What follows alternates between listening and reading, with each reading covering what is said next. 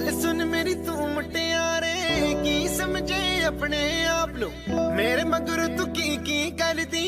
एह गल बस तू ही जानदी मैनू सिफाइयां पेश न कर अब कोलो थोड़ा जिहा दर सिख जाके